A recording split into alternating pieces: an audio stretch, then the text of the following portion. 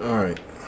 Shalawam to all my brothers and sisters of the Hebrew Israelite community, and to all of those who are gaming.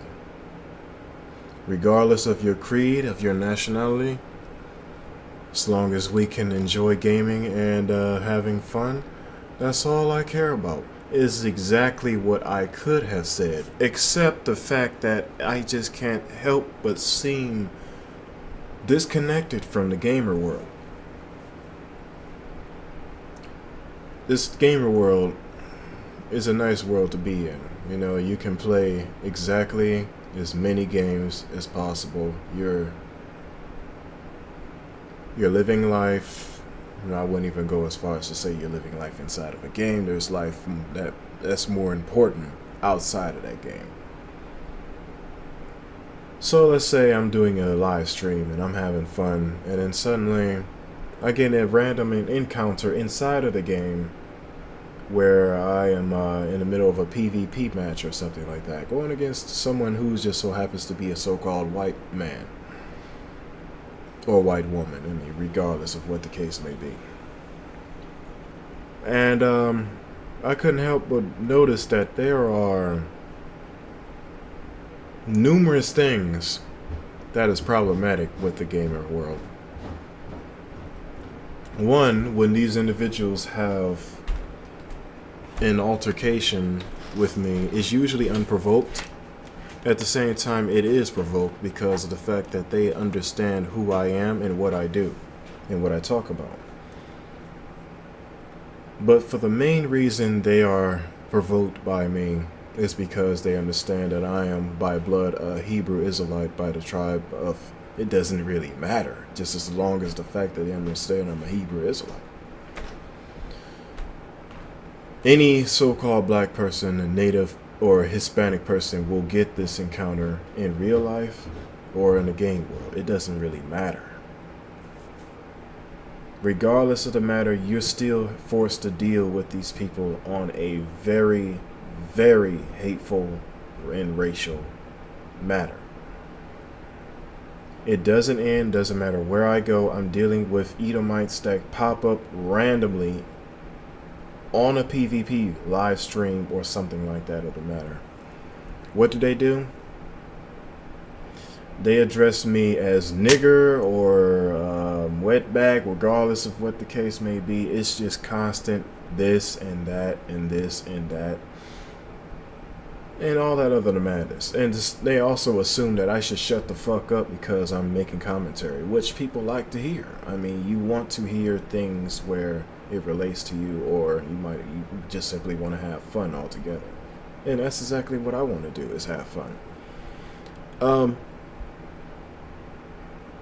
Then there are those who you meet, they really don't want to have fun. You can't have fun, especially our people. We can't have fun in this society where we're, excuse me, my ear is very itchy, wearing these headsets. But you can't have fun in a place where you are or were lynched, raped, robbed, and murdered, and you are still getting these things done to you.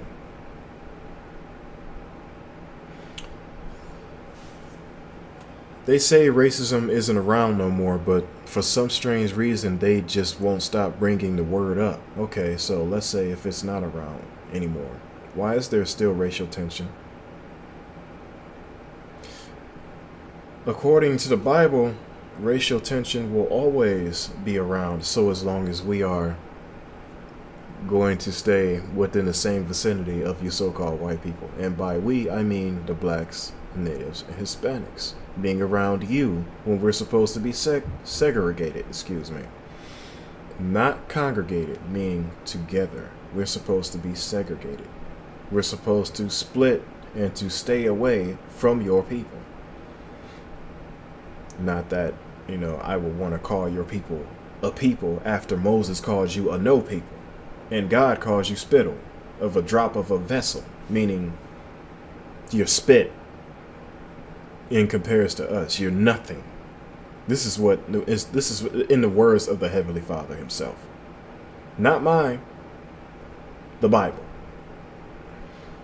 Now, you can debate that with the Heavenly Father every time you look at his face, and if you set his face on you, that means you're dead anyway, so you might not want that to happen anyway.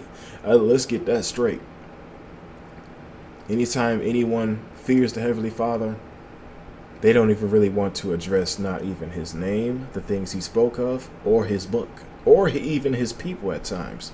But Edomites have gotten so, what's the word I'm looking for? They've gotten so arrogant, and I want to say arrogant, but it's really not the word, so I'll just say that right now. You've gotten so arrogant for no reason. You created nothing, and you've benefited nothing to society. You are an absolutely disgusting, detestable people who should not exist. You are a virus. If you look around, you have absolutely destroyed everything you've came around. Like 15 different species of animals went extinct because of you. 15, maybe more different species of people went extinct because of you. You got the highest kill count in history above everyone else, even the Chinese, even though they killed an awful lot of themselves. But I mean, you got the highest kill count. You live by the sword, and eventually you're going to die by it. That's the reason why Russia, China, who else?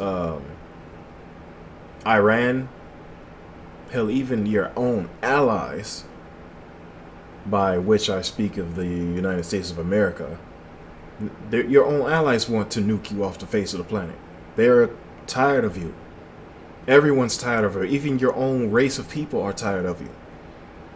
There are Edomites that's right now making videos telling us that we're the real Hebrew Israelites, and that they are in deep apology because of the lies that your people have told. It's disgusting.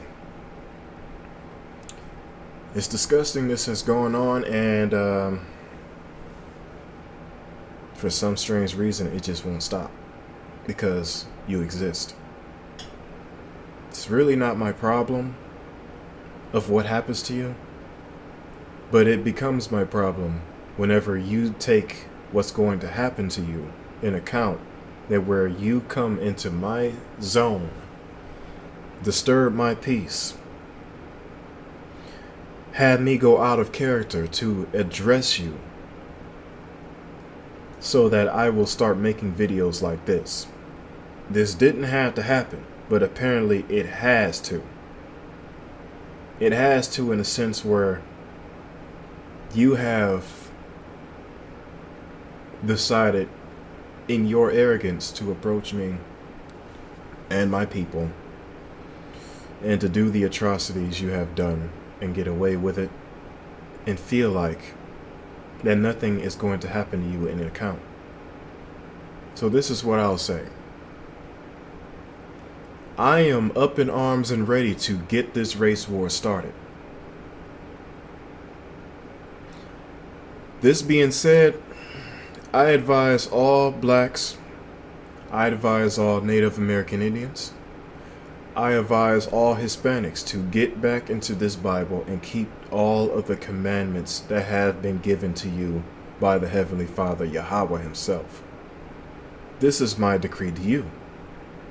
I'm not famous. Of course, I'm not going to have a lot of people following me. I'm also not going to have a lot of people coming to my my channel because of the controlled sense of the notion of how media is portrayed. And of course they're going to say, this is just some strange nigger on here just speaking nonsense. Of course you guys shouldn't listen to him, and that's fine. I don't care. But I also care because of the fact that it's good that they say things like that, because it lets me know how they are and who they are. You know, I hate to quote Lil Wayne, but show me my opponent. At least you can show me how you feel about me. So now that I know that my enemy is right in front of me, I don't need to look any further than you.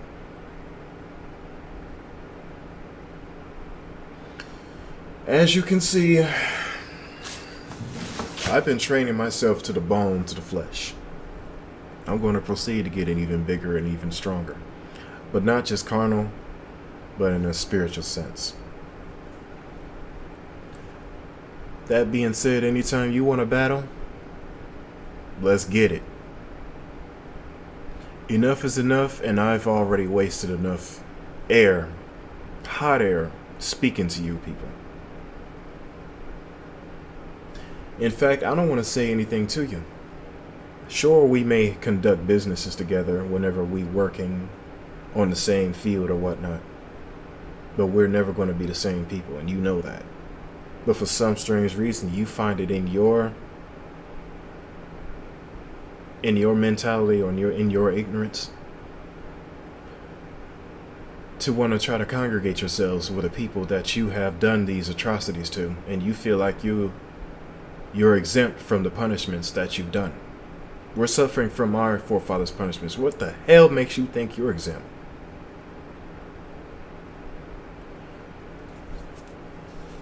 So I'll leave you with this one message. When that time comes, I'll be seeing each and every single one of you in my cotton field. Or excuse me, I'll rephrase that. Our cotton fields. This is Genesis Guide Israel, aka Sebulon, signing out.